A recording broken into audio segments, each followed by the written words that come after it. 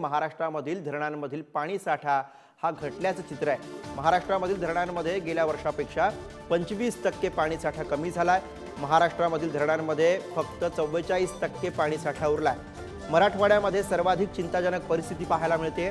गेल्या वर्षीच्या तुलनेमध्ये निम्म्यापेक्षाही कमी पाणी साठा आहे।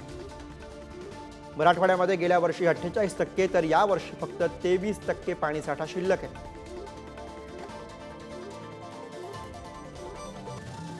तर मराठवाड़ा की चिंता वाढवणारी बातमी आहे।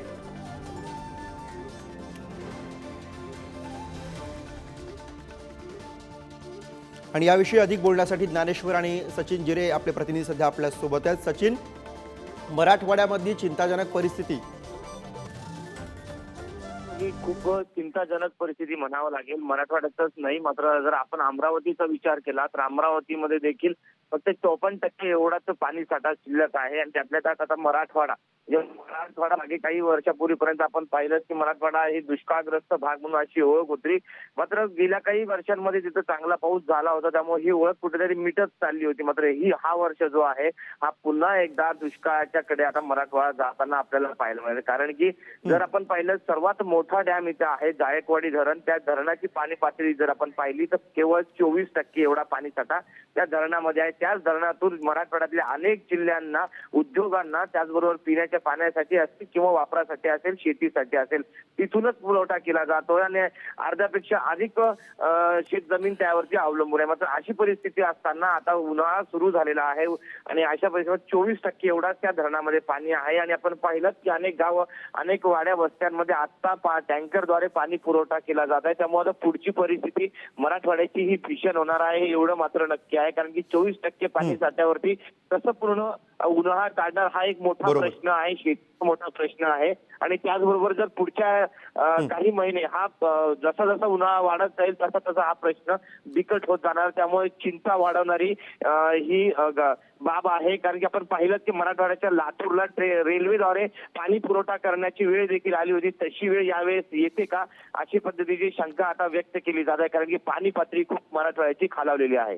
निश्चित सचिन, मराठवाड्याची चिंता वाढलेलीच आहे, पण मराठवाड्याबरोबरच महाराष्ट्रातल्या इतर भागांमध्ये सुद्धा चिंता वाढावी अशी सगळी परिस्थिती। धन्यवाद तुम्ही दिलेल्या सगळ्या सविस्तर माहितीसाठी। आणि यानंतर आपण थेट जाऊयात, ज्ञानेश्वर आपले प्रतिनिधी सध्या पुण्यावरून आपल्या सोबत आहेत। ज्ञानेश्वर, खरं तर सगळ्याच महाराष्ट्राची, म्हणजे आपण मराठवाड्याविषयी बोललोच आता, पण सगळ्या महाराष्ट्राची चिंता वाढवणारी बातमी म्हणून याकडे बघावं लागेल।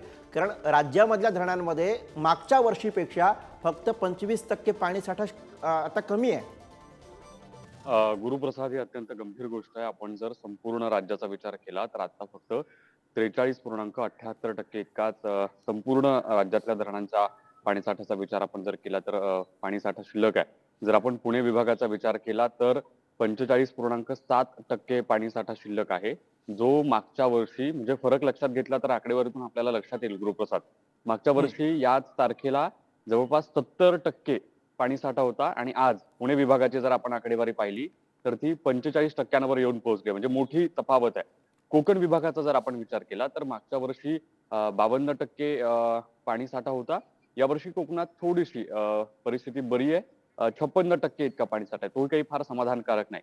नाशिकचा जर आपण विचार केला तर 58% मागच्या वेळी पाणीसाठा होता, यावेळी फक्त 44% पाणीसाठा शिल्लक आहे। म्हणजे आपण जर विचार केला तर किती गंभीर आकडे आहेत। पुणे विभागासाठी तर हे अत्यंत धक्कादायक आहे। म्हणजे एकूण धरणांची संख्या जर आपण पुणे विभागातली पाहिली तर 720 इतकी एकूण धरणांची संख्या आहे। आणि त्यातल्या पाणीसाठ्याचा जर टक्केवारीत विचार केला तर मागच्या वर्षी 70% इतका पाणीसाठा होता आणि यावेळी फक्त 45% इतका पाणीसाठा आहे। गंभीर आणि भीषण गोष्ट आपण बघतोय, आणखी बरेच दिवस लुटायचे आहेत। आणि असं असताना अशा पद्धतीची आकडेवारी समोर येणं खूप चिंताजनक गोष्ट आहे। आणि आता यावरती उपाययोजना होतात काय, सरकारकडून गोष्टी सांगितल्या जातात हे पाहावं लागेल। पण सामान्य नागरिकांची या सगळ्या गोष्टीमुळे प्रचंड धाकधूक बरोबर वाढलेली आहे। ज्ञानेश्वर, सामान्य नागरिकांसाठी अर्थातच ही चिंता वाढवणारी अशी बातमी म्हणता येईल। धन्यवाद तुम्ही दिलेल्या सगळ्या सविस्तर माहितीसाठी।